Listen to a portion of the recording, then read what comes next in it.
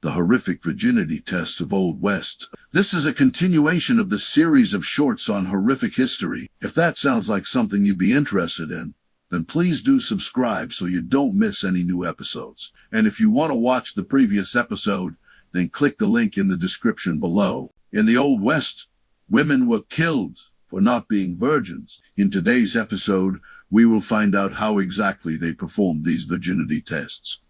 But first, let's take a look at this photo. What do you think it depicts? What do you think happened to the woman in this picture? Well, if you thought she was about to be hanged, then you're right. This black and white image is an example of a Victorian death photograph. These types of photos were popular in the 19th century, when people would pay photographers to take pictures of their deceased loved ones. Often these photos were the only record of the people who lived in the Old West. But moving on to the virginity tests, there were two main tests to determine if a woman was a virgin or not. The first test was the white dress test. Basically, if a woman was accused of not being a virgin, then her white dress would be torn up and examined for what's known as the menses, blood tests, which basically means if she had her period, then she wasn't a virgin. I mean, there was no other way to prove that a woman had sex before marriage, so they used this method, and if the girl's dress had bloodstains, then she would often be put to death.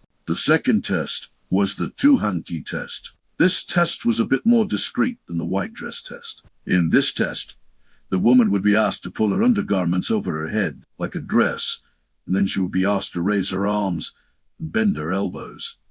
If the undergarment stayed up, then she passed the test. However, if the undergarment fell down, then she failed the test and was paraded through the streets while people threw things at her and shouted obscenities. If you think that's crazy, just wait until you hear what happened to the next woman. In another case, a woman named Helen Viola was accused of not being a virgin. After failing the two-hanky test, she was stripped naked and then tied up in a chair. Then a man entered the room and did what you're thinking he did. Afterwards, she was left in the room with the man's business card so she could identify him in court. Can you believe that?